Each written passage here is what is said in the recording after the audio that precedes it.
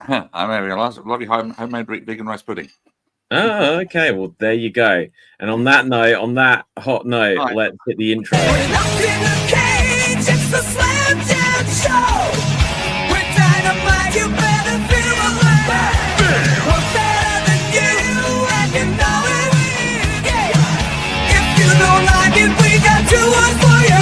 Slam Jam, Slam Jam. Feel the power, feel the roar. Slam Jam, it's the smackdown you've been waiting for. You can't see us, Chico, you've been serving hard time. Ooh, yeah. Slam Jam, and that's the bottom line. Slam Jam. Now there's a Slam Jam wrestling show. We're life, up good, it's the big show. You got no chance when you're real forget. That's the risk, that's the worst. If you smell what we're cooking, it's a Slam Jam wrestling show. The champion's here. Snap into a Slam Jam. The Slam Jam show. Yeah, yo. Yeah. Oh, you didn't know. It's the Slam Jam show. Read a glass, one big ass. It's the Slam Jam F1 show of you. Yeah.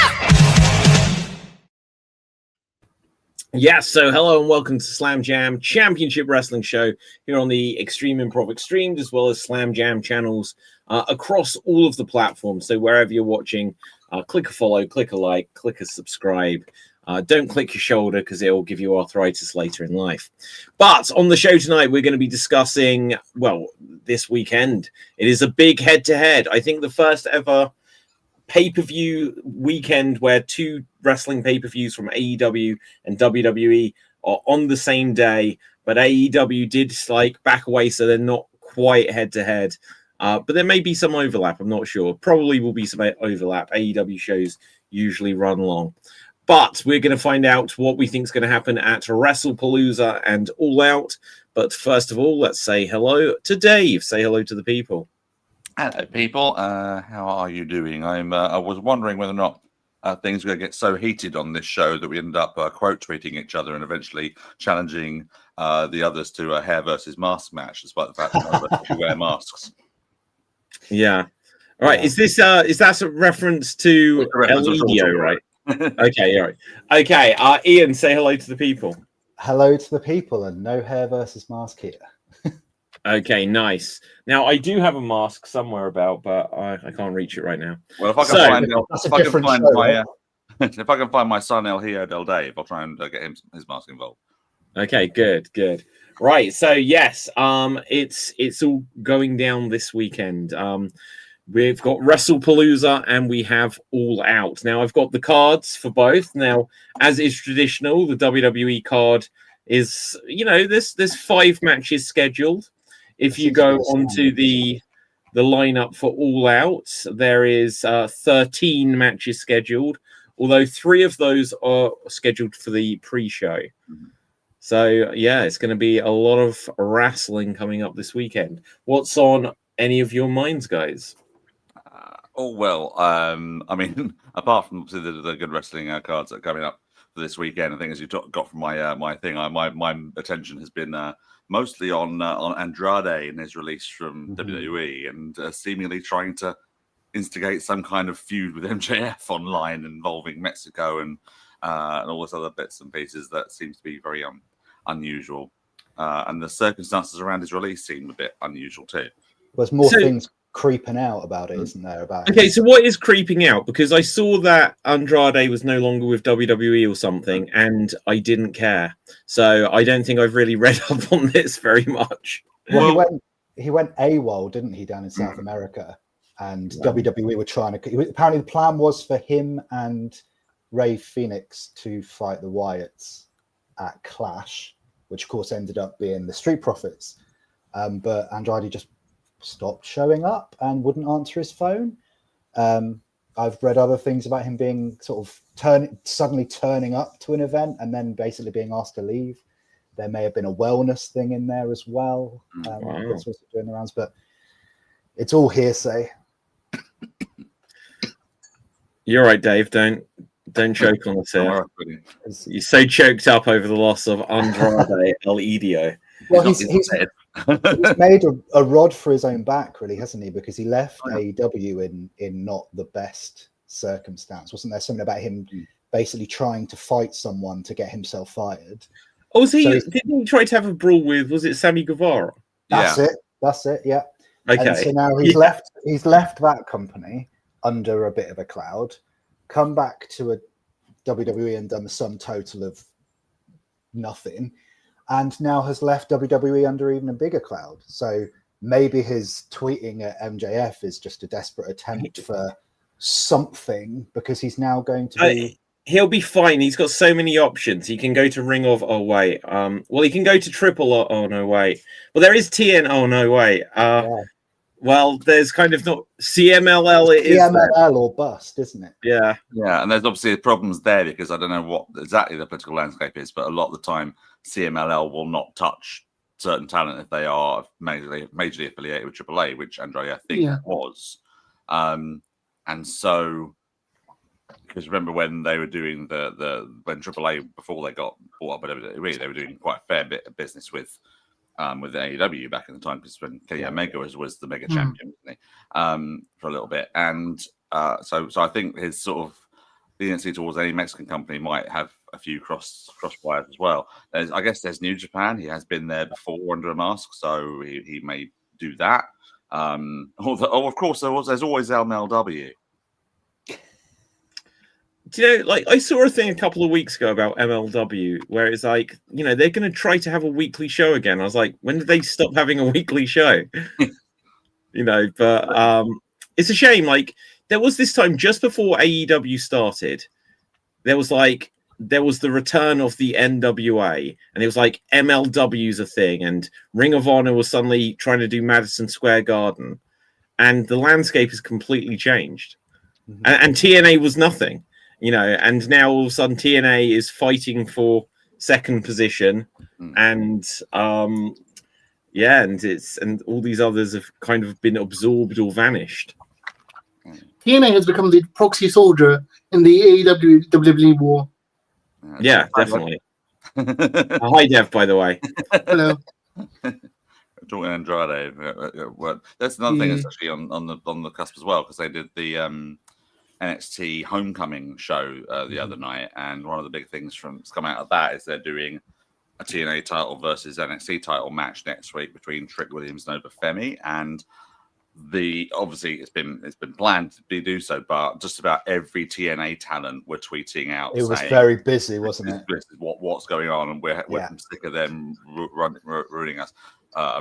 So next Tuesday is more than likely that's going to end up in a no contest, because the entire TNA roster are going to invade. Yeah. Dev, go on. I was going to say they probably delayed the NXT, the TNA invasion to next week, because I just imagine Moose showing up at NXT, seeing Triple H, being like, understandable, have a nice day, and just leave, like turning back and going back to TNA. I don't quite understand the context. If they did the invasion this week, they would have got beaten up by everyone.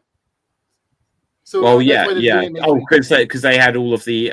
Oh, I see. So they're waiting for all the main roster guys to go. Yeah. And they're going to cut. I see. Yeah. That would have been a bit too much. That would have been like that ECW joins WCW episode of Raw, wouldn't it? Where everything happened on the one edition of Raw, which you know at the time was like, oh my god, this is the best edition of Raw I've ever seen. And then in hindsight, you're like, they could have eked that out over a few weeks. It's like, Well, I was going to say that talking of all this TNA coming over thing is, I was going to use the phrase "poor man's invasion angle," but the original invasion angle was so poor, I can't even use.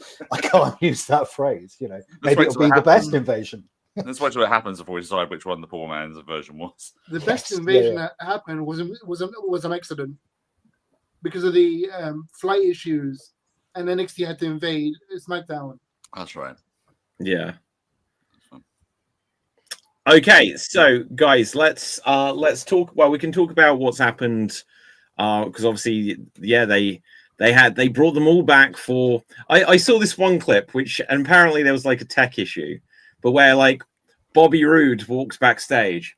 And he just sort of tilted his head to deafening silence, and I was like, "That." And apparently it was a pre-tape, but if it wasn't, like, the thing was, the story of it not being a pre-tape is him listening, hearing nothing, and it still works. It was like a Zelina Vega entrance on SmackDown. It was that quiet. Oh my goodness.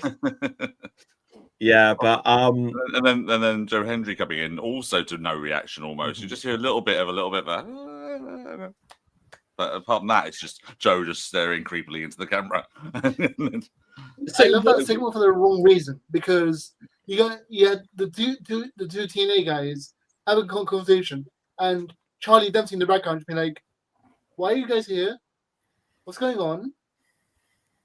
That's a little bit of a running gag with him, but he's apparently going to Noah for a month, so he'll have a bit of time to relax and recoup while he's over there and do his natural wrestling, which will be good for him.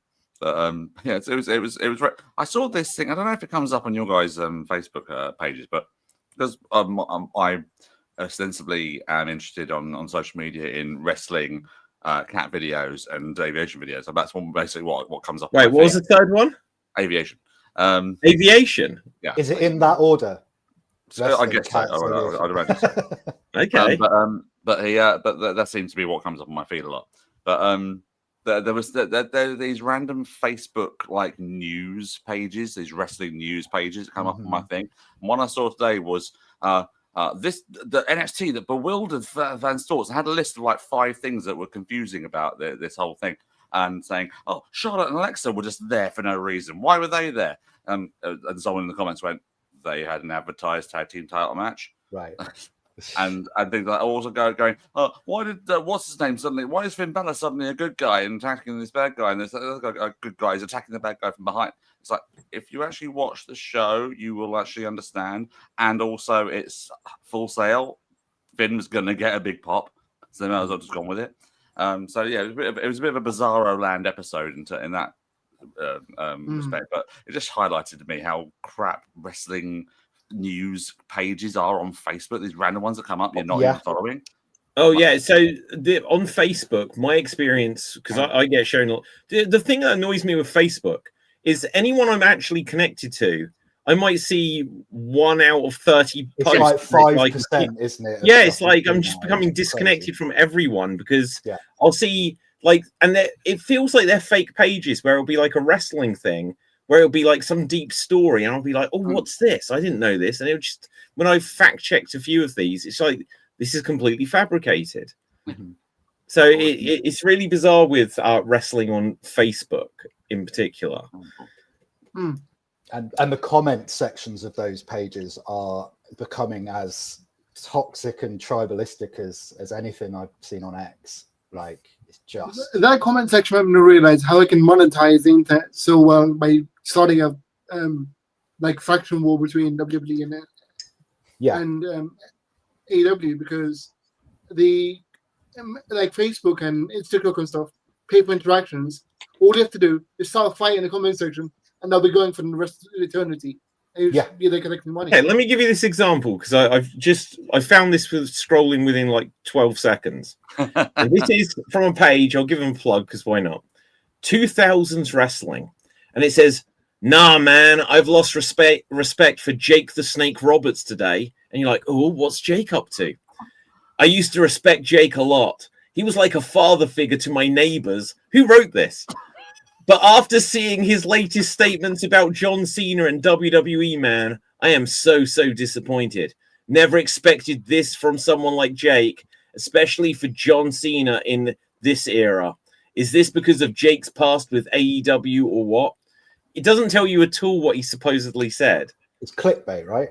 It is, but like, then the weird thing is it's got 463 comments, 327 reactions, 21 shares, and I'm like, I'm sure none of those are real. I just don't understand what's happening on Facebook with it.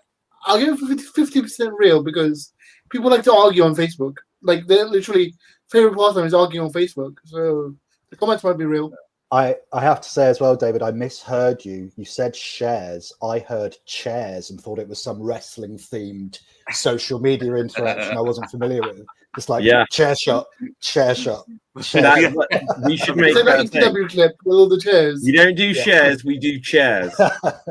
Like Table. share and Oh my subscribe. god! Okay, tables, ladders, and shares. I've got to think of a way to make that part of the marketing of this. I was going to say, you Tables, get a ladders, certain shares. amount of shares on the Facebook post, and you just get a gif of John Cena dropping all those chairs on Wade Barrett. Yes. Yeah. I see, and then look, this is the other one. Now, this one says viral videos, but why am I being shown this about wrestling?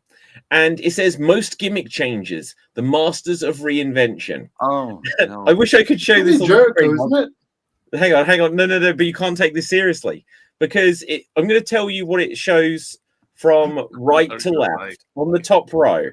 It says Mick Foley, Kevin Nash, Dustin Rhodes, and then it says Charles Wright. And this is why it's clearly clickbait. So even if you can't see it, you can tell what's wrong with it. Who's that? Exactly. And I'm seeing these all the time. But it's like- just like it's got some random person there who obviously isn't. I'm going to see if I can share this. So And then bring it it. Isn't that crazy? Where they'll say like, "Oh, you won't believe what so and so looks like." Yeah. Oh, And yeah. in the right. thumbnail, Right. it's like some out of all proportion, crazy cartoon image. Yeah. Okay, let's see if I can get this link very quickly. See if I can drag that away. Yeah. Okay, good. Right. So, but yeah, it's just like I don't understand what's happening with like Facebook in particular. It's everything is fake. Nothing's a real anything anymore. Okay, let's see. Let's close that there and let's open it here so we can screen share it. Give them the publicity. But here we see Charles Wright. It's like, who is that guy? That's the oh my godfather. Yeah, it is. and they led with that image as well, but I'm seeing so many of these. It's like the current thing at the moment. Put something so blatantly wrong. Yeah. All the names check out Justin Hawk, JBL, Blackjacks, Reaper Marriage. Right, that one. Yeah, but yeah, so bizarre, I don't get it. But like absolutely everything on wrestling Facebook is like that for me at the moment. So be warned because it will spread. Yeah. Before we go on to like the talking about the weekend shows and everything like that, I'll say something I meant to say on a previous show. But my wife discovered this. She's got this discovery of getting really annoyed when celebrities release books and things like that, and people are like, because she's a writer herself, and she's writing a book at the moment, and the very point of someone who's just a writer getting a book deal and things like that is incredibly rare these days. Things like that. A lot of people release books, but especially children's books at the moment. It's quite a plethora of books. So she discovered recently this book called in a series called Step Into Reading. It's a book called Elbow Grease: Teamwork Wins by John Cena. What? Wow. Not actually John Cena. John Cena has released a children's book. No, actually, John Cena.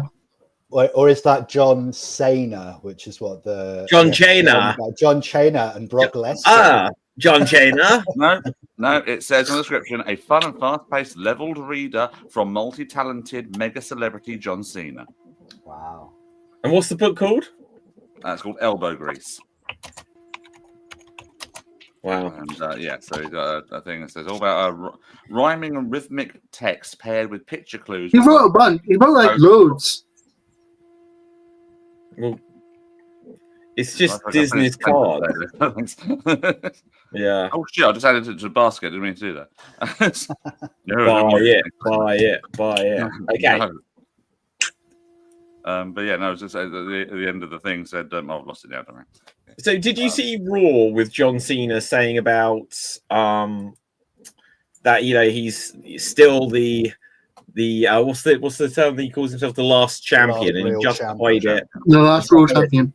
Now, especially with them announcing, and I can't remember if this was announced in time for last week's show. I don't know if there was a show. Oh no, because I was had the show in London. So yeah, WrestleMania in not this upcoming year, but the next one is going to be in Saudi Arabia, and I think John Cena is going to wrestle at it. That's my prediction now. I really hope so, because I think it would be just the most ridiculous thing. And the most ridiculous epitome of money talks, and Saudi money talks louder. It'll be the silliest retirement, non-retirement since Foley, when he retired at No Way Out and then was back a month later. A month later, yeah. So with this though, I think I still believe that there is a chance that John Cena's face turn may be that they double back on it and be like, that's why I was still saying I'm the last real champ, because of something or other, and he'll turn heel again. But I think they're going to do something so his last match doesn't happen, The Rock turns on him, or he's injured, or something, so that he re-emerges at some point. I think because they've been milking this the whole year. So all they need to do is do some injury angle with him a week before his retirement match. And then it's like, so is that the end of John Cena now? And then so we have thrice in a lifetime. Thrice in a lifetime, yeah. Go on, Dev. So the Saudis have a list of people they want, and it's insane. They're already planning matches for Stone Cold and The Rock. Those two matches have been planned, but the rest of the names they want are insane. I heard that they wanted a rematch between Hogan and Andre, but I don't know if they're going to be able to do that one now. Yeah, not that. Yeah, they're just like going for everything. They want Goldberg, Bret Hart, Sting, Undertaker. Where did you hear this? Yeah, they want it. Well, I'm sure they want it on one of the Facebook pages, actually. Yeah, on the Facebook page. No. As in, in the discussions leading up to the Mania, the Saudi government has requested those names. They literally wanted. Yeah, it wouldn't surprise me if they have, but genuinely, they've probably been like, "Where's that Andre the Giant these days?" Genuinely. Well, the first Saudi show, they wanted Warrior and Yokozuna. Yeah, exactly. So, they got a Yokozuna lookalike, didn't they? Well, yeah. Yeah. Who was that? I don't know. I don't remember. Mark Henry eliminated him. He turned up in the Greatest Royal Rumble, didn't he? Yeah. Wow, Yeah. I've forgotten this. Yeah, no, exactly, because that's what the Saudi shows used to be, just infinitely forgettable mega house shows, and now we've got to sit through Mania. And one match that they wanted that stood out was Edge versus Cena. They really want Edge versus Cena at the WrestleMania. What's interesting on that front is I saw an article today which was Edge saying about, oh well, my retirement, I want it to be in Toronto, but it doesn't matter because I already had a big retirement. So he probably doesn't want to do a big retirement if he wants to get back to WWE somehow. The time will tell, I guess. Yeah.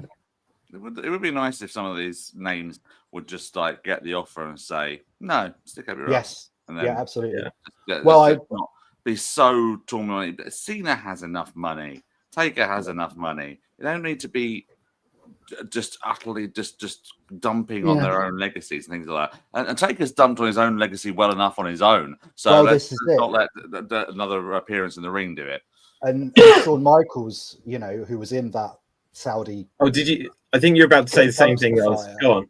Is that he's been on doing the rumor mill of maybe he'll be in the Saudi show as well, but I've read he's going to get double knee replacement or something. Yeah, he is. I'm kind of hoping for his sake he goes and does that and says, no, I'm good for something I read from about Shawn Michaels earlier today, and I only read it in passing, was just him saying that he considers his match with Undertaker as his actual retirement match. Wow. So yeah, he knew there was a cash grab. Now I was just looking to see if there was anything interesting coming up on wrestling Twitter. And this is, sorry Dave, this is obviously AI, but this image does need it does need a slight moment of appreciation just because it's a true story as well. It's like the happiest man on the planet, Dominic Mysterio. Where's AJ? And what AJ's coming up on later. AJ will be there later. But never mind all these modern belt collectors. Dom is like is truly cashing in on See, I don't mind that out of AI because that's blatantly a fake, and it's clearly fake. That's the truest thing we've seen all day, right? But yeah, no, I know what you mean. Yeah. Although speaking of belt collectors and Dom, Kenny Omega and Dom have now held the same title. I know it's major, isn't it? Yeah, that's actually mad. Kenny Omega was never an Intercontinental Champion. No, but he has the mega champion thing. Yeah, and the mega champion isn't a world championship. But you know what? Is that kind of like? Do you remember when AJ Styles came in and they were like a former IWGP champion? That's the same as Brock Lesnar held, and it's like, well, not really. Is it though? Is it though? You know, it's just and it's like there's sometimes where it's like someone's got a title and they try to make it seem as if that means they're on someone else's level. But like when like Dusty Rhodes was NWA champion, and then in like the mid 2000s when like Dan Severn and then whoever else was NWA champion, it's like Chris Hamrick or whoever like this. It's like that doesn't mean the same anymore for that belt. Or Tim Storm or whoever like was the NWA champion 6 years ago. It's like the belt is meaningless nowadays.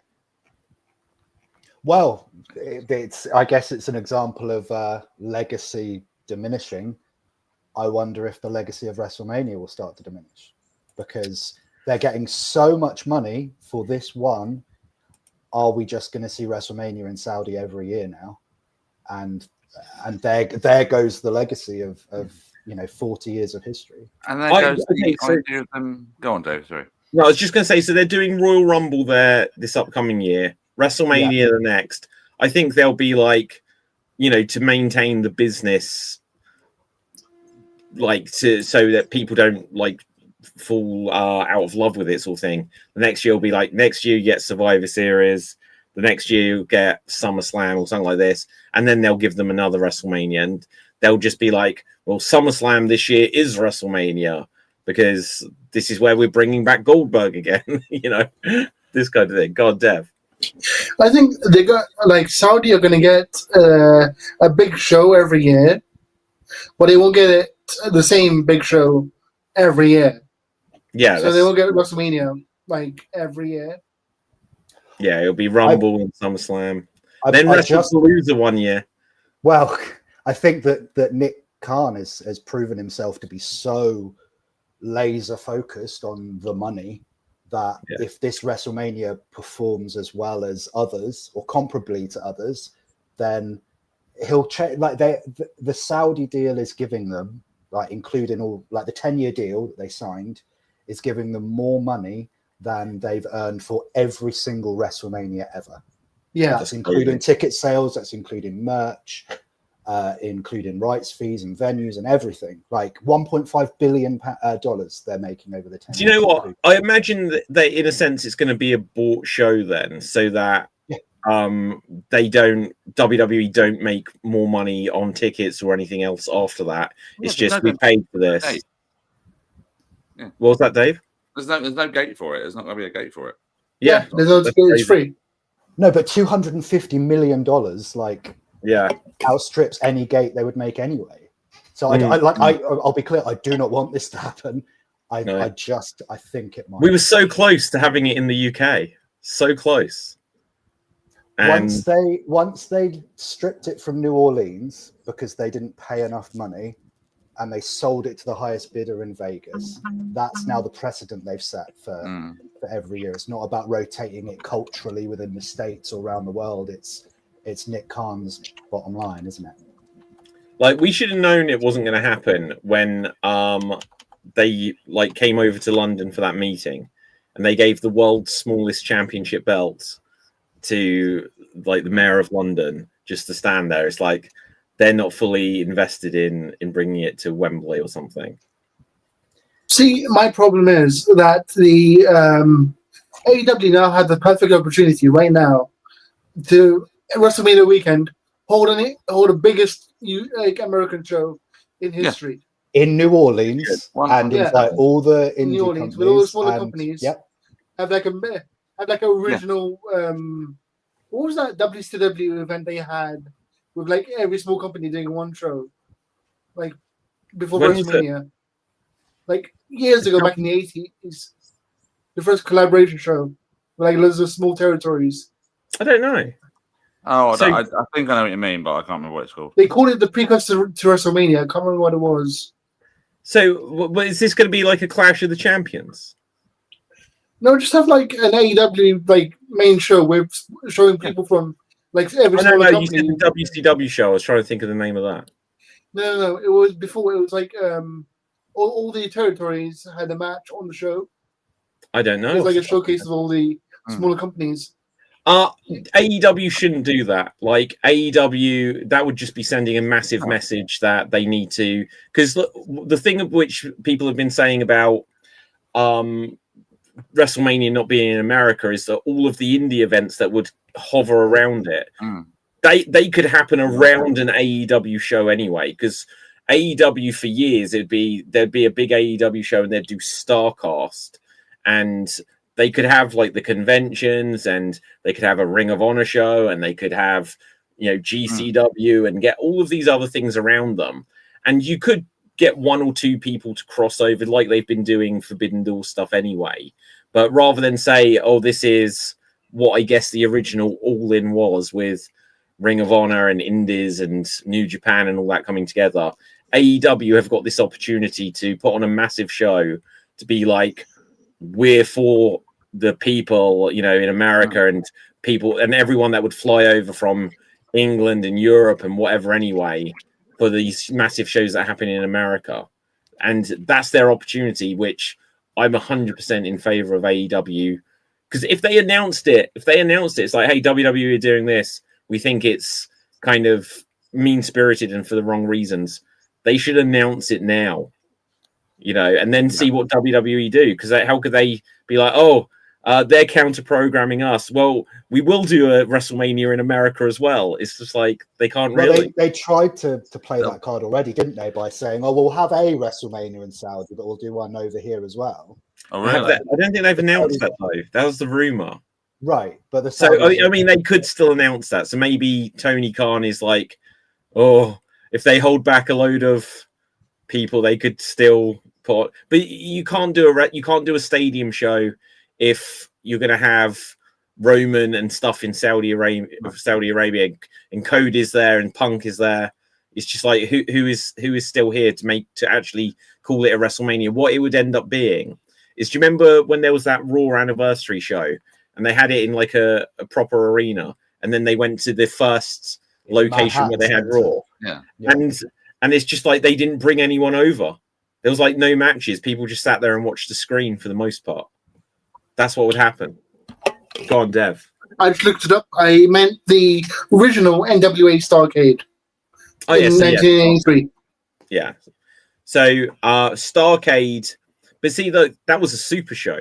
Like, even the first WrestleMania wasn't a pay-per-view, crazy as it is to say. And then WWE, as soon as they basically was like, right, this is a pay-per-view thing, NWA at the time were like, we need this to be a pay-per-view, and Vince at the time was just like blocking it. It's like, if you take the NWA show, we're not giving these pay-per-view providers WrestleMania 2 or Survivor Series, which so it would have been WrestleMania 2 at the time. But yeah. But no, they absolutely need to do something like that. They do the show and basically be the WWE position for that big WrestleMania weekend. 100%. Yeah. They absolutely need to do that. Be the beacon that everybody goes to. Sorry, I'm still talking about. Especially considering that the whole thing like last week or week before was sort of discussing were AEW being too welcoming to go back on and put their show this weekend on a matinee show. You're saying that they sort of lost a bit of credibility in that respect. This is the chance to get that credibility back. I 100% agree, because like a couple of weeks ago, and like I've said, like I'll it's fun to sort of poke fun at Tony Khan or whatever. This is the opportunity where I'm all in on AEW taking this opportunity, because the other weird thing that I've read over the last few days is I can't remember if it came from Nick Khan or who did this quote, but someone inadvertently gave Vince McMahon another slight face turn where they were like, see, the problem with Vince is he was pricing things for families. And when you hear that, you're like, that's what you should be doing, you know, because the ticket prices obviously have gone crazy. And they no, go ahead. No, go ahead. Well, I was just going to say that buys into the fan experience. Is, you know, what the four of us watch wrestling for, is we're fans of the thing, and that is so far from what Nick Khan's priority is. And so historically, for years, the talk of WrestleMania coming to the UK was a non-starter because of the time difference. Because putting a show on in GMT evening time is going to be really antisocial for the American audience. Yeah. And they've shown with this Saudi thing, oh well, yeah, but $250 million is what it is. So now you're just going to have to watch it at an unsociable time. So they're essentially saying, we don't care how well this does numbers wise for the live watching audience, because they're already making their money from the Saudis. So the fans are the lowest on the totem pole than they've ever been. One thing that I'd say fairness to them is that with the Saudi shows over the last few years, it was a way of them testing, well, will people still watch shows if they're on at a different time of day? Mm-hmm. And then I'd say something that AEW deserves credit for is that they straight away were like, well, we're going to do pay-per-views on a Saturday. And then WWE, unless it was like Taboo Tuesday or like going back way in time to Thanksgiving Survivor Series, they were always on a Sunday. Right. And I think it's just over the last few years, they've been like, we can still do shows at other like pay-per-views, premium live events on other days and other times, and people will still watch them. So it has opened up that possibility that they could do. Again, look, it's just this sad image of what could have been the world's smallest WWE championship. And honestly, like this image here, I said it looks like they've arrested him. It looks like we've got him. You know, he's trying to run off with this bracelet, and we've caught him. And such shame. It was so close. Those photos just are going to be meaningless now. That's supposed to be a belt. It's not even a watch. It looks like AI has been used to or Photoshop has been used to shrink it down to make a statement. Yeah. I wonder what the thinking behind that was. Because normally they turn up for any sports team and they've got a custom-made belt and it's full size, and maybe their suitcase was overweight and they just had to. Yeah. Well, we'll just stick the little one in. They'll be fine. Yeah, they literally were like, "Did you bring the belt, Nick?" And he's like, "No, Triple H. I thought you brought. Quick, let's find a toy shop." You know. Dev, go on. When that image first came out, my friend joked that Sadiq and Nick were working against their cousin Tony. Well, yeah, they're all calm. Involved. You know, you need a calm-do attitude. I'm going to say when it comes to wrestling. But okay, let's come on to the shows that we do have coming up this weekend, because I'm going to be honest, especially with what we've just been speaking about, I'm going to try to make sure I catch All Out live, you know, so they're not clashing. WWE is going to be on its typical really late to watch. AEW is now going to be at a reasonable time. It's going to be on like 8 p.m. UK time, and it's like, so I'm going to try to catch this live. I've probably seen. Do AEW have pay-per-views every month this year? Because I think I've probably seen 2 of them. I would say about every few months. Yeah, maybe like every second month. They definitely had more frequent than others, but yeah. Forbidden Door and All In and Double or Nothing. I've seen like Double or Nothing. I saw. I didn't see Forbidden Door. Because it's annoying. But anyway, let's go over what we've got coming up. Let's rattle through AEW, and then we can go on to WrestlePalooza. I will say this right now before we do the AEW preview. They did Dynamite last night, and it was their their first show in Toronto. Bear in mind that for the last 3 or 4 weeks they've been at the 2300 Arena, the former ECW arena, and they decided to call their show that was at Toronto last night September to Remember, which is an ECW reference. Why the hell didn't they do that at the ECW arena? That's just, yeah. Yeah. Well, they didn't remember. That's the problem. That's an oversight, huh? Yeah. An oversight. Yeah. It was a bit So we had November to remember. Then we had December to dismember, which was the worst pay-per-view perhaps of all time. And now we've had September to remember, which it turns out they forgot. So, right. So I will forget the pre-show matches because once again, it's like 8-woman tornado tailgate brawl, whatever that means. Actually, there doesn't look like there's tons of multi-man matches on this. No, so it's quite a truncated card for AEW, actually. Yeah, so we have Cope and Christian, Ed and Christian against FTR. And I did see a thing on Twitter where Dax said, if I lose, I'll retire. That can't be real. He didn't say that on TV, so I don't think that's he put it was on like Twitter though. And I was like, he can't. No, it's not on TV. Yeah. I said it for officially on the show. So, no, but this is in Canada, isn't it? Yeah. Surely Edge and Christian have got to win. Yeah. Yep. It's. Am I right in thinking it's not for the tag titles? The tag titles are with the Hurts. They're not of the champions. Right? Yeah, they're not the champs. I think that's kind of. I think that would add a layer of romance to it to them in their sort of hometown, and that could then feasibly main event the show because.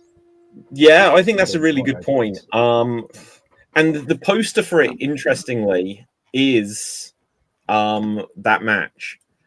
So, but I don't believe that's lined up to be the main event. But it could end up that way. I do think there is a possibility of that. Yeah. Then we do have the Hurt Syndicate versus Ricochet. And who? GOA, Gates of Agony. Of something. No, Gates of Agony. Okay. Right. Bishop Khan again. Or however it's pronounced. And Toa Leona. I don't know who they are, if I'm honest. Right. I recognize the name Gates of Agony, but they're good. They've improved. They're pretty decent. Toa Leona's like actually got a bit of a like that sort of Islander sort of style wrestler. And okay, I know. Very underrated personally. He had a good match with Lashley. Is he a Tongan? I think so.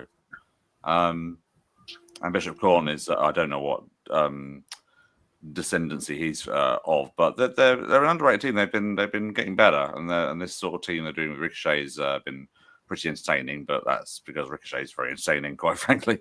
I think should this be just a straight down the middle sort of affair, I actually think they should win this over her Syndicate, who don't really need the win, and MVP's in the match as well, and it's kind of like, well, he can take the loss, you know. Yeah. Unless, of course, he's being this legit dickhead backstage, in which case he doesn't want to put anyone over. That doesn't work for him, brother. Yeah. Okay, so has the MVP actually wrestled in AEW yet? Once. Oh, once. Okay. Yeah, in a trios match. Yeah. Okay. I did see a rumor about Keith Lee maybe joining the Hurt Syndicate. Ooh. And Keith Lee was on Twitter being very nice to a fan, I think, who had said something nice about him, and just said, you know, my comeback will come when it comes. So he is talking in those terms, which is better than it was at one point, because he was, you know, has been very unwell. I think I know how to translate that. My comeback will come when my contract ends and I go back to WWE. He is an incredible. Like, obviously he's had health problems though, didn't he? Yeah, like, didn't he have some like heart thing as well? Like, and to be honest, if he's good to go, then great. But if you've got stuff like that, it's like, if you can retire, don't take the risk. Basically, he's a bigger guy. Not saying that in a bad way, but if you got that combined with heart stuff, but if you just like remember, he was dominant in NXT. He came in and that moment with Brock. And even when he came into AEW, it's like, oh my God, this is going to be a big deal. They put him with Swerve, and Swerve just outshone him immediately. Like, and then he kind of vanished. So it's been kind of sad for Keith Lee's career there. He had one viral moment and then like disappeared. What? He had his one viral moment when In he AEW? flung Adam Cole into space. Was Well, it that was in AEW or NXT. NXT? That was in That was NXT. That was NXT. Yeah. Yeah. No, like they, and again, like in remember that. this is one of the things in AEW. He was. They lumped him into a tag team. Swerve was clearly like the more in focus of that It tag. wasn't at the time, though. It wasn't at that moment. You really go back to that point. I don't think there was any sort of outshining or anything like that happened at that point. It was just that they were in an angle where it was like the two were sort of brought together as like two people that had like similar enemies. And I think it was Ricky Starks and someone else that they were teaming with at the time, or Powerhouse Hobbs or something like that. And it was like that angle. That's what brought them together, and they end up winning the tag titles together and going from there. What were they called? Swerve in your Swerve in our glory, glory, wasn't it? Swerve in our glory hole, yeah. And then, but as you said, they reached the end of that team where they lost to the Acclaimed, and then that sort of swelled off from there. Yeah. And don't remember when they did the breakup angle that Swerve had those two goons. One of them was the new Brock Lesnar, supposedly. Who was that guy? Was that Parker Boudreaux? Parker Boudreaux. Yeah. Yeah. And the other guy that had tattoos all over his face and all over his body that I don't think ever got named. I don't remember his name at all.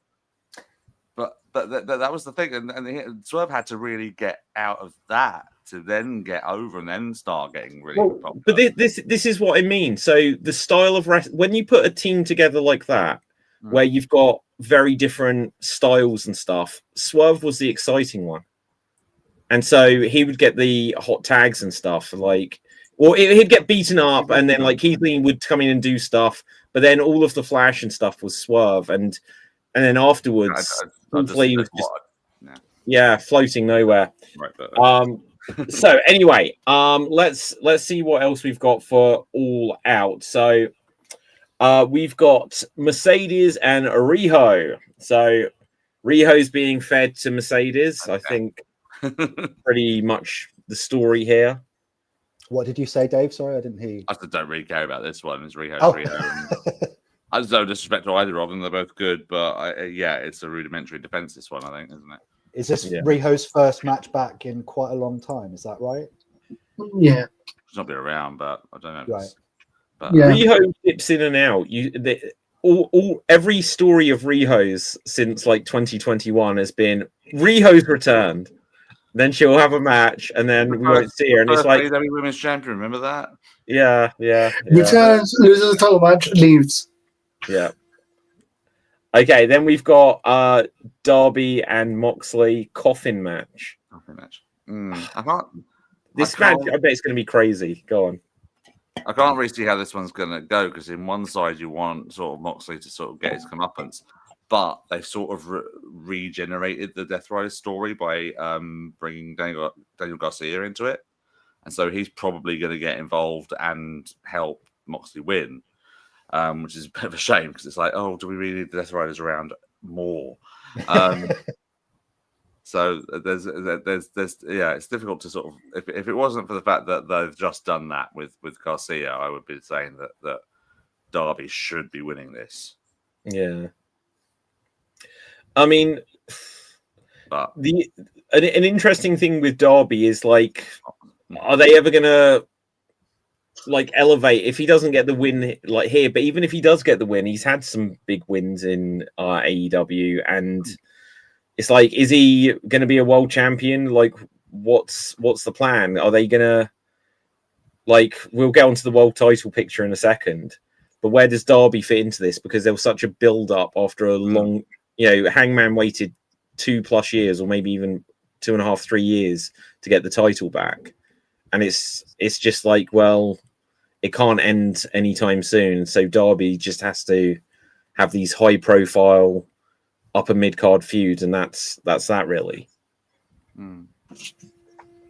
Well, next up we have MJF Mark Briscoe, and this apparently, didn't know this, is a table and thumbtacks match. Mm-hmm.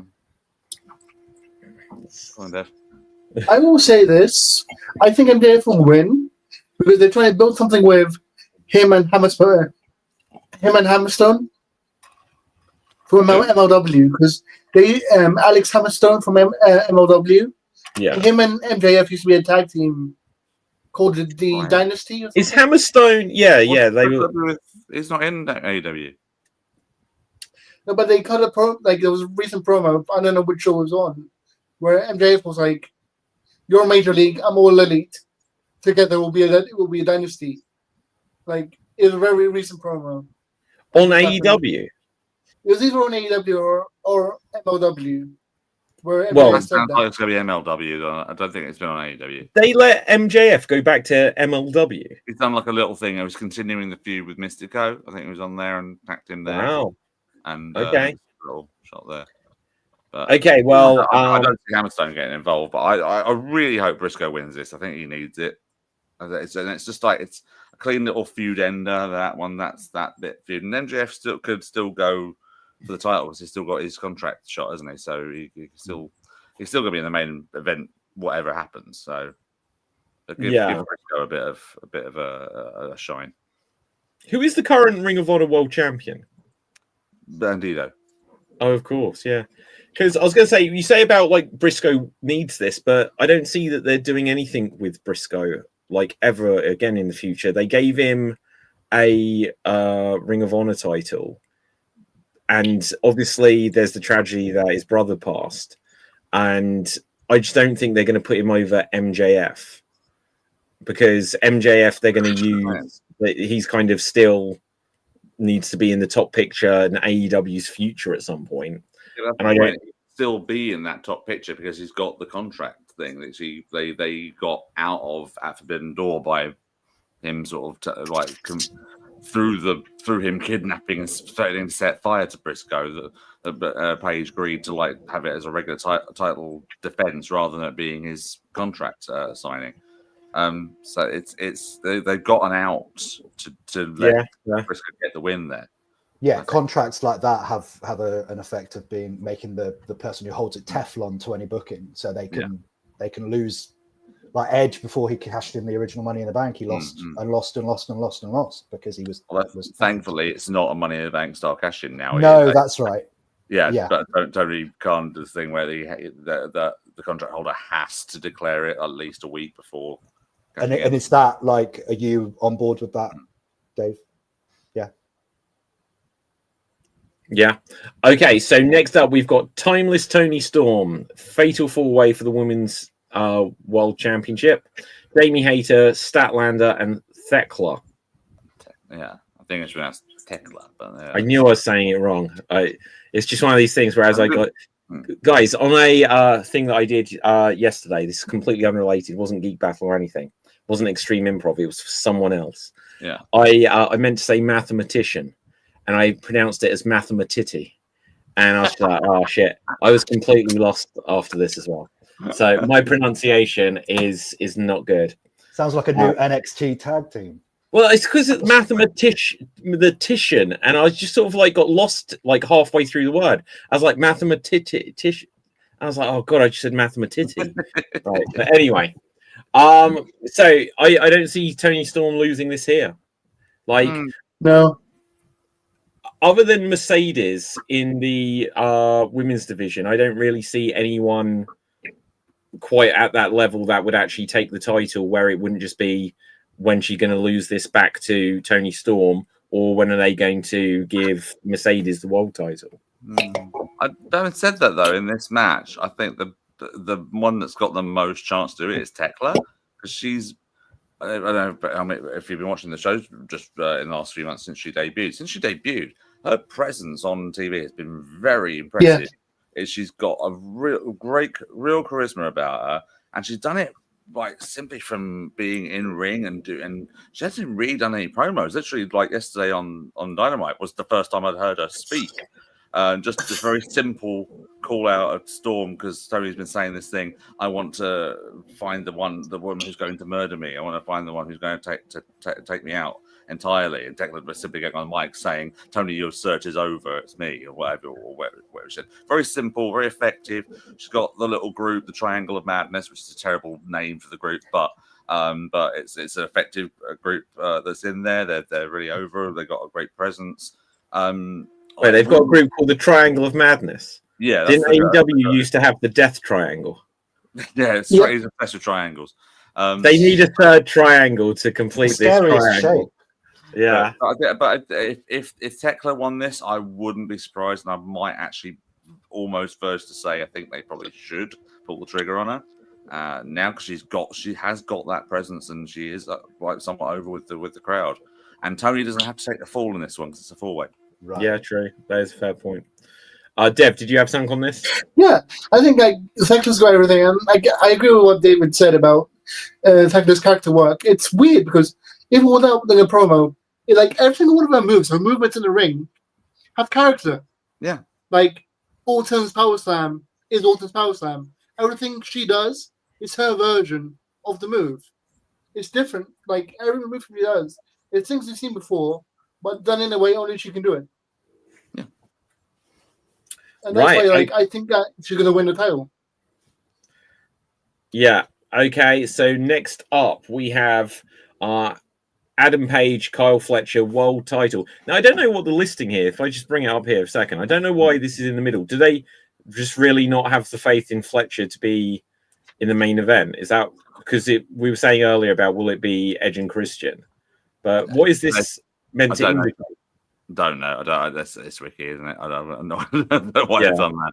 But it's probably in the order of. It might be in the order of what was confirmed at what point. Right. Yeah, I that's was going to say because Eddie Kingston's right near the bottom, isn't he? So that's only recently been announced.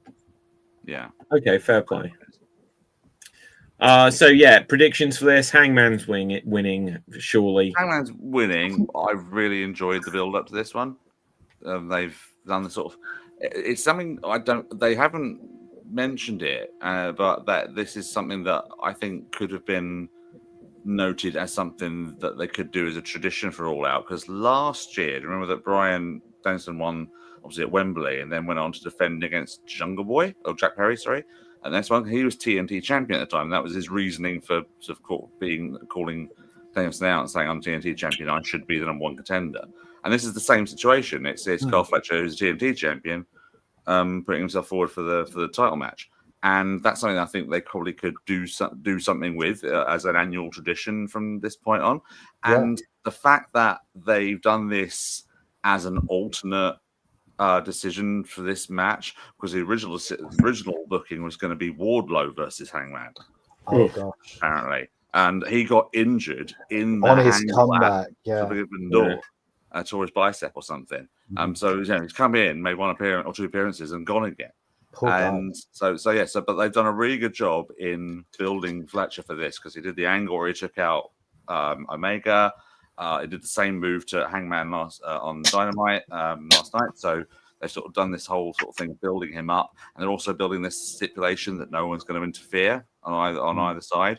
So it's going to be all one-on-one. And I think as organically as possibly it could be, Fletcher's been the most well-built character over the last year or so, I think.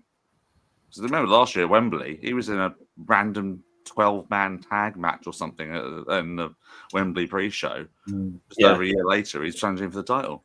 Wow. Yeah, Dev? With Kyle Fletcher, he has grown like crazy. And regarding the whole TNT title, being able to challenge for the world title thing, didn't TNA do that with Option C or whatever it was called? Yeah, it was like some sort of cash, or like you can sort of gamble your title for a title shot.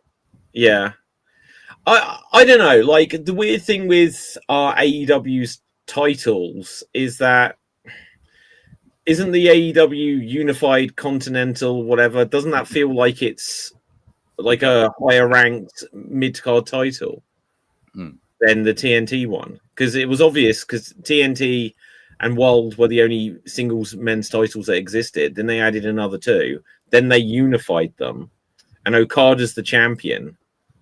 Like, why isn't this Hangman Okada?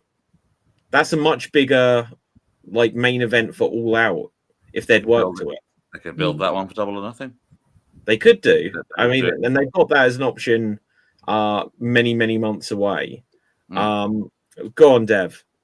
Because isn't the TNT title literally in the name the TV title? Well, it's literally named after the channel. Yeah. So clearly it was below the Intercontinental or the literal one should call it the Intercontinental title. Yeah, but it's got a bit so- more of It's got sorry, Dave. It's got a bit more of a history to it, though. I think. Yeah. It was Yeah. the second singles title there. That's what it is. Sorry, I didn't mean to interrupt you. Sorry.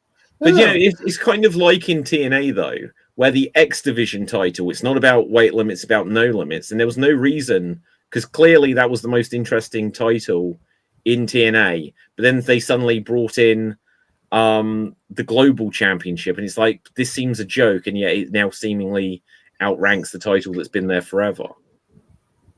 But yeah, anyway, let's quickly wrap this up so we can get on to WrestlePalooza. Big Bill, Eddie Kingston. If Kingston, I haven't seen in a long time, but not that I've been watching AEW super closely. He's probably been in action for like 14 months. So So he's going to get this win here. Go on, Dev. Yeah, Eddie can't return. Wait, the return should have been saved for the actual show. Why did they announce it? Boost ticket sales. Yeah, maybe. They should have just played Big Bill Open Challenge. Eddie Kingston return. Match of the night. Like AEW used to be all about surprise, like debuts, surprise returns, and it feels The like Jokers. they massively dialed back on that, like in the last year or so. Possibly because they don't have the flow of people coming in without it being that they're taking people that have been future endeavored and stuff like this. So a return could have been an interesting thing. And then lastly, go on. Sorry, I was just going to say, I think there's a way of having the best of both worlds where you can promote the return without actually giving the game away. And there's evidence of that with how AEW originally brought back CM Punk because they signposted it for weeks so that by the time we got to the first dance, everyone knew it, but they hadn't put a graphic up. They hadn't announced it. The WWE literally just did the same thing with AJ Lee's return. Everybody knew that she was coming, but they still held it and just let the signposts do their work. So it's a shame that they couldn't have done something similar. I still think they purposely put out that, we'll let WWE shop suddenly say, you can get her t-shirt and then quickly remove it. But quite possibly. Anyway, so then we've got the three-way for the WWE Unified Intercontinental Championship belt. This is random. The AEW. Who's in it? So Okada, Takeshita, and Mascara Dorado. So it was a really entertaining match that Mascara Dorado had with Beast Mortos, because Beast Mortos is in it, and he's one of the best wrestlers on the roster. But he had a really entertaining match. But yeah, this is like Sesame Street. One of these things is not like the other. Why is Mascara Dorado this luchador in there with Okada and Takeshita, who are like strong style? It's very unusual. Dev? It literally feels like AEW saw the Fatal 4-Way on the AAA show with like all the North American guys and Dr. Wagner and did the same thing in AEW. Well, it could be, but it's a match he has no right to be in. Yeah. Again, Okada's not losing it here, is he? No, he's like, not. Is there anything where? Yeah, is there anyone that's going to Okada's going to take the fall? Did you say? No, Dorada's there to take the fall. Right, yeah. All of this, I feel like, from my perspective at least, but like I say, I haven't been watching it. It's like I feel like all of the predictions I've given are like the safe ones without anything majorly surprising. But I think they'll probably do something unexpected. We've got weird how they go. Sorry, David. It's weird how they go with Takeshita from this point on, because obviously they're doing this little like bit of a rivalry between the two of them being in the same faction and everything. That's been going for a little while, because when Okada came in before he come in, and when Callis introduced Takeshita into the family, he literally said, "This guy is better than this guy, better than this guy, better than Okada." And that was before Okada even joined the company. And then suddenly he joins the company and he's in the family. There's no mention of that. It's like, also great. Okada's the greatest wrestler of all time, all that sort of stuff. So it's interesting to see how they're going to make that match happen, especially as Takeshita is going to be challenging for the IWGP Heavyweight Championship soon. It's because he won the G1 Climax. So so where they go with that, if he wins the big title there in New Japan, it's like they're going to have to book him really, really carefully because New Japan won't want their champion losing much on TV if indeed does become champion. And I wonder whether or not this will end up being the finals of the Continental Classic at the end of the year, Okada and Takeshita. That could be that could be a final. I think that could be the way they blow it off. Yeah. Okay. So the last match on the card, so long, right? Is the 4-way ladder match for AEW Tag Team Champions Championship. So Brody King and Bandito versus the Young Bucks versus Jet Speed versus the Don Callis family. So between the Bucks and Brodito, I don't want Brodito to sort of lose this early. But at the same time, the Bucks winning the bit of power back might be an interesting. So something happened where they got $500,000 and they're not broke anymore, right? Yeah, the one thing, even though one of them lost it on gambling or something. but yeah, they're doing a lot of matches on Dynamite where the winning team all win like a share of $500,000 or insert amount here. It's suddenly like they have to put these big stakes on these matches suddenly for some reason. But yeah, they've done that thing there, and they did the thing where they paid the pyro guy off to give them their big entrance. It was just on Dynamite yesterday, and it was the most ridiculous over pyroed entrance you've ever seen. So they are just spending money now. They've got it. They're spending. They're probably going to end up being broke again. So them getting the titles probably is their last sort of like last gasp of getting some power back. They should bring in Baron Corbin to be their life coach, just about how to turn things around. Okay, so good, right? AEW in the bag. Let's go over WrestlePalooza in the last few minutes. But one thing I just spotted here on Twitter is Pat McAfee has announced that John Cena versus Brock Lesnar will kick off WrestlePalooza, which apparently it's so Brock can go home. Brock wants to go home. Yeah. Okay, I was going to say just on the AEW front thing here, with 13 matches on the card, even though some of them are pre-show, are they trying to make it so that if AEW overruns, they're going to start with Brock and Cena? Well, that's what they did at all in, wasn't it? It ran long, and they were saying it was to make sure they ran against the NXT show that was on that day. So it's possibly what they're doing, but it is bold to start with Cena and Brock. That's very bold. But yeah, no, that's a great point. Brock's like, look, I'm going home, so he wants to get out the car park first, basically. Okay, so let's go over these matches here. So we now know John Cena versus Brock Lesnar is going to start. I've said that the last couple, Cena versus Cody, Cena versus Logan, I thought were great matches. I think this is going to be nothing that we haven't seen from them before. Yeah, I think it's going to be a few suplexes. Cena's going to mount a comeback. Like, can Brock even... Sorry, I think like if Lesnar comes back after 2 years and then loses, but then it's seen as like third from penultimate pay-per-view. That's what happened when Lesnar came back after many years and played John Cena in 2012. He lost that. Well, true, but that was a different reason. That was Vince being like, you were somewhere else, so now we've got to break you down instead of capitalize on you. It's like whenever they'd bring in a WCW guy, they'd just job out Vader or something. It's like, what are you doing?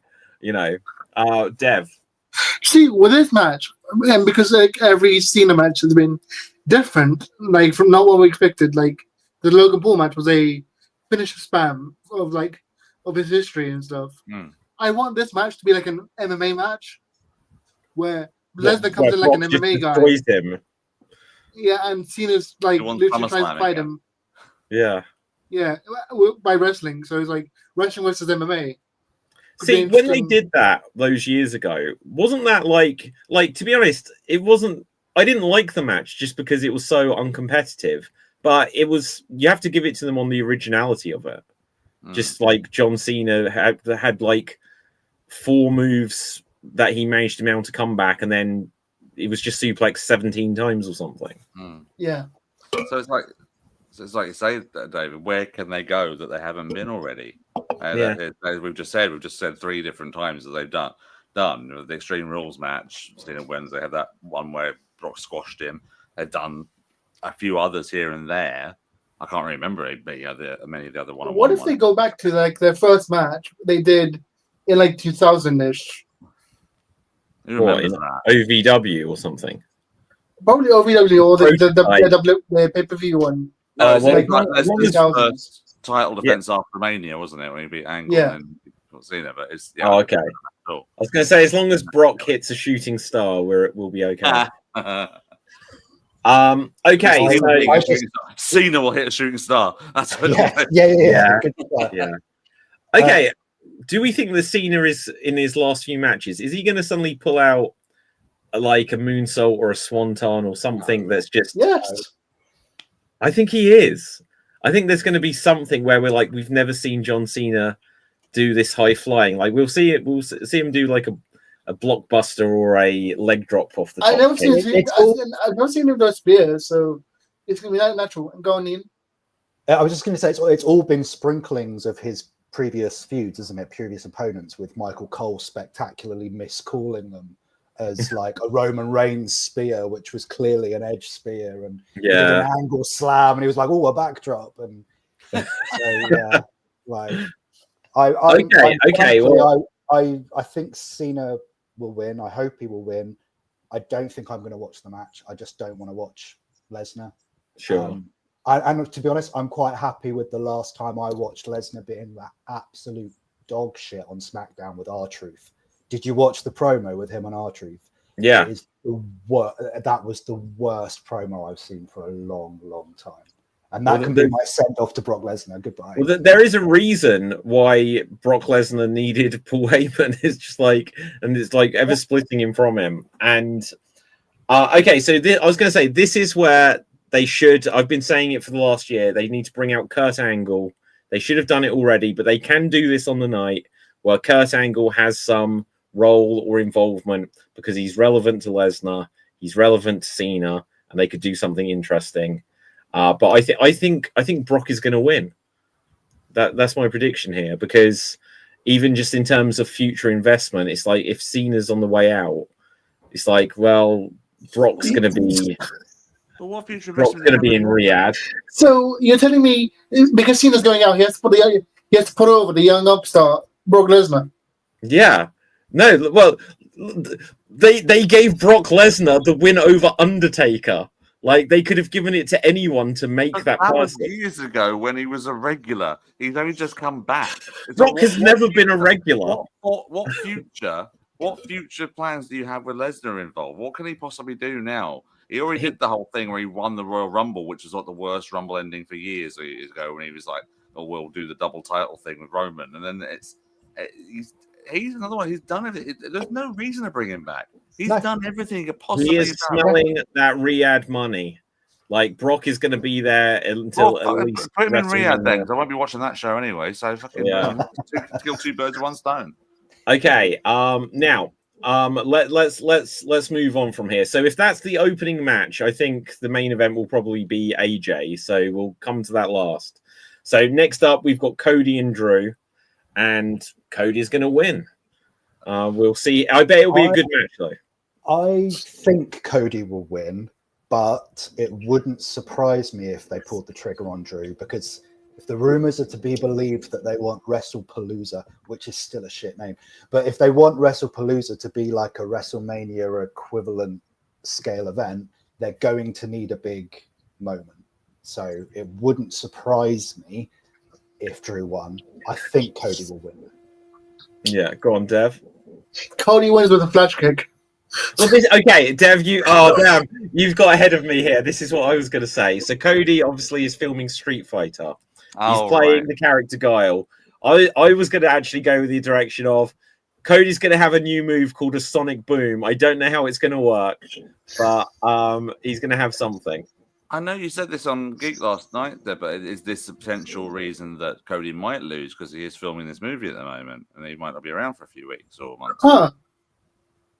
Yeah, although he might do what. I know he said that him and Roman are going to be flying back and forth, but again, Roman's not on a schedule at the moment. He's obviously sticking over there unless he comes back to help the Usos. I don't know, but yeah, because everyone's in Australia, so might be a way to write him out. Yeah, might be a way to put him out there. That's a good I point. mean, yeah, it could be. But then, obviously, perhaps the Street Fighter thing came up, and it's like, oh, it's more of a commitment, or they might be still tweaking the script, and Cody could literally be like, Guile isn't going to be in this movie much if I'm not out there, so I need to be out there, and that could be a real thing. And so they could have him drop it, but I'd like Drew to win it, but not here. I just feel like this doesn't feel, unless that does actually close the show. I feel he's going to retain, but like he will be like taken out afterwards by Drew just to write him off. But then what do you do with the title? Oh, just let it. Let's just like just done with it. Just let it hover. Yeah. Okay. Cool.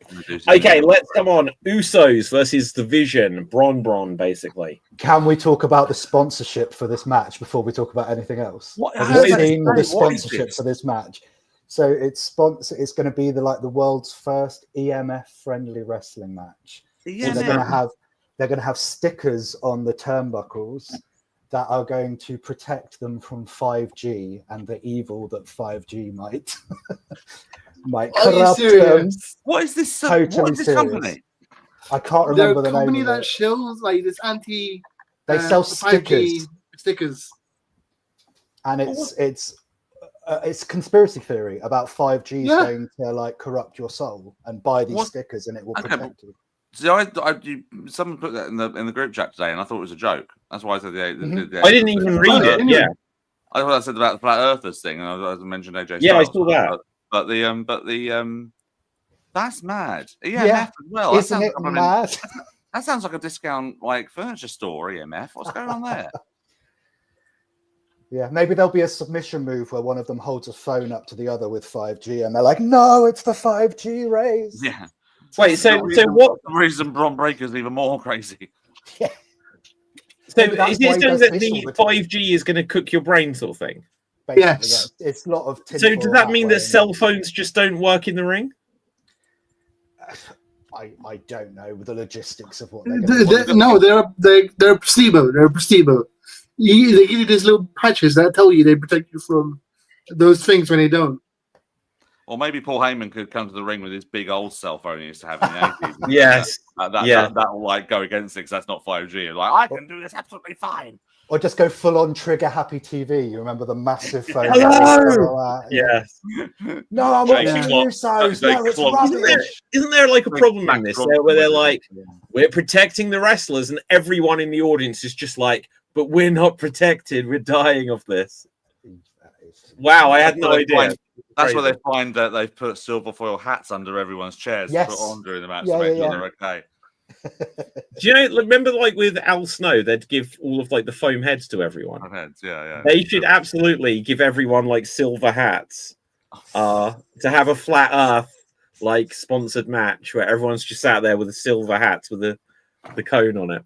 So okay. Was it called EDM, did you say? EMF, I think. EMF. Sorry. Because I misread it as EDM, and I thought we were going to have another one of those matches that Bray Wyatt had with LA Knight, that one with all the lights and the stuff. I was like, it's going to be like an EDM match, brilliant. Yeah, like that's a Mountain Dew lights out match, wasn't it? Yeah, the Mountain Dew, yeah, that was it. Oh my gosh. Right, okay, so then we have Io and Vaquer for the vacant Women's World Championship. I just noticed we just talked about the sponsor. We didn't talk anything about the match. Doesn't matter, move on. Right, Extreme Improv is meant to be on in a few minutes, who cares? Was that Io versus Vaquer, did you say? Yeah. I can't wait for this one. This is going to be brilliant. Yeah, I'm looking forward to it. Yeah. I'm going with Stephanie because they've not done it. Although I want to sound weird, where I just want them. I want them to get this match over with, so we can get Asuka versus Stephanie. Well, I wonder whether Asuka's going to interfere on Io's behalf, so they could do a thing where Asuka costs Stephanie the match and Io doesn't realize. So then you've got I think Stephanie could be Possibly. saved until Mania, and you could belt her up, maybe opposite Rhea Ripley, because that's a Win the huge Royal match Rumble. for Mania. Yeah. Mm. But yeah, I think it'd be match of So- the weekend for me. I agree with that idea, and I think that sounds great. The obvious thing is they didn't know Naomi was getting pregnant and dropping the title, so this might just be a acceleration of plans, really. Yeah, they also could do the same angle with a slight deviation on it, in that EO is in on it, and that they are actually all like back together as Damage Control or whatever they're going to call themselves now. Yes. Yeah. So yeah, this is likely to be probably the best match on the card, just in 100%. terms of 100%. Yeah. Because we do come to something where I genuinely don't know how it's going to go, because we've got Seth and Becky versus Punk and the return after 10 years of AJ Lee. And that they can't lose this one, surely. Yeah, you can't lose on a return, can't. especially if your name's AJ Lee. Well, then Brock isn't losing, then, guys. It's a return. But, Yeah, but this is slightly different, this one, isn't it? okay. Well, yeah, like Punk obviously lost the title. AJ's returning. It makes sense. Everything makes sense for them to win. Yeah. And all it means is that from there, AJ can now be like, if she pins, because it has to be her pinning Becky. Oh yeah. That I think it makes now a I'm tap. gonna. I think it's a tap out. Oh, really? Okay. Yeah, it was a finishing move, wasn't it? It was like Black Yeah, Widow. the Anna Black Widow. That was Yeah, I another know, but it's still a thing to actually to actually make a champion tap. Yeah, like- but Becky's being the cowardly heel at the moment, Yeah. with sort of like backfighting. I've got to say, AJ took that manhandle slam like a fucking champ. That was a great bump. That Yeah. was a great bump. So yeah, And so where do we lead to? What is the next pay per view after this? Like, I have no idea. They'll Well, probably no. schedule it when they figure out what It might be AEW is. Survivor Series, but if it can't be Survivor Series, that's November. September, isn't it? So September, October, whatever. Oh, is it Halloween Havoc? Are they doing Halloween? Is that on the main? Yes. Yeah. But That's an NXT one, isn't it? No, it used to be, but I'm sure I saw something about it being. Oh, yeah. I think we talked about it, didn't we? Because the Wyatts Yeah. now having a Firefly Funhouse attraction, so they could do all sorts of hideous tie-ins with a whole Wyatt-based pay-per-view. So NXT God. have got No Mercy, and then Halloween Havoc. Oh, it says NXT Halloween. Is it Halloween Havoc? Oh, no. There's one before. There's the Australia show Crown Oh, Jewel, okay. in October. Crown Jewel in Perth, yeah. Oh, okay, cool. Right, so yeah, like so AJ will get an Intercontinental title shot out of this. I think will be the main thing. I don't think it leads to Punk getting the world title shot until WrestleMania. They're gonna, like 3 years later, they're actually gonna do that match they wanted to do like when Punk first returned. You think they'll stretch Punk Seth till Mania? Oh yeah, they stretched Drew and Punk across an entire year, and they technically have, they've swung back round to it, but they have stretched Seth Punk since Punk's re-debut. Yeah. Right. I mean, the Drew Punk thing did have like Punk's injury taken into account, but I see I do get your point. It is that thing we've said before that Triple H has this thing of, we've got to end the story at this show over here, and we got to make sure we get there with any problems or whatsoever. Injuries, be damned. We'll go. I got to make sure we get this stuff. Oh, where are the MFTs? Let's get them involved too, because everyone loves them. Yeah. Everything. Okay, guys. So Where's Jacob Fatu? Where's he gone? Disappeared. Around. Just mentioned the MFTs and suddenly thought, where's he? well, it's just like the bloodline became the NWO Black and White to the Red and Black, Wolfpack. and then it was the Wolf Pack, and now it is The literal Wolf Pack. became the core. Oh yeah. It's that. This is the NWO where Scott Norton and Virgil are debating who should be the leader, basically. The B team, yeah. Yeah. Right, guys. I'll quickly check to see if there's any late breaking news, but otherwise we'll begin to wrap things up here. Did you see So- Tony Schiavone told everybody to go fuck themselves? Did everyone see that? No. What was that about? It was about the All Out card, and I think it was on his podcast. And so the host asked him, like, what about people who are critical of the All Out being quite a weak card? And he's like, well, let me tell you something. Like, let's get a critic in here to pitch their own card, and after that, they can go fuck themselves. Yeah. So you can't be critical nowadays. Well, you can't be critical these days, can you? Just ask Jimmy Kimmel. Right. Indeed. No, I'm not seeing any breaking news here. No. That's makes a change, doesn't it? Well, no, usually it happens 10 minutes Go after off the show. then there'll Yeah. be a big breaking news. The most interesting thing, Hogan Andre will happen at Hogan Andre will happen. There's speculation from this thing on Raw. They're saying about if Jey Uso's gonna turn heel. The thing with like Jimmy saying, "I don't see the Ula Fala," and it's just like Jesus. Again, like the bloodline thing has so run its course. Yeah. Unless they're bringing Rikishi back, I'm disinterested in it all. So let's find out where we can find everyone on the socials. Ian, where can the people find thee? Hey, find me right here and next time. Okay, good. Dev, where can the people find you? You can find me on TikTok and Twitch under the name FWDAT. And my wrestling recommendation this week is NXT Homecoming, where the first 15 minutes of the show was better than anything I've seen in wrestling for the last 2 years. I need to watch this. I haven't watched it. So It was amazing. is it just returns of people? Everyone coming back to full sale. Okay. It's Triple H and Shawn Michaels stroking their egos. That's basically what it is. Oh, okay. So was this the thing where they had like a little face to face about like I should come back and run it, and Shawn was like, and then Regal came out. You can try. Oh, okay. Now, anyway, Dave, where can the people find you? You can find me David Joseph Green basically everywhere, also LAPD Improv, and on Extreme in a few moments. And my wrestling recommendation is, I think I mentioned it earlier, Beast Mortos and Mascara Dorado from last night's Dynamite. Okay. My name is David Pstansky. Find me on Facebook, Instagram, and Twitter at David Pstansky, spelled Pustansky. Follow Slam Jam Championship Wrestling Show on all of the socials. Maybe even on Kick. I can't remember if it does have a Kick channel, but I'm not streaming to it tonight. Yeah, on everything.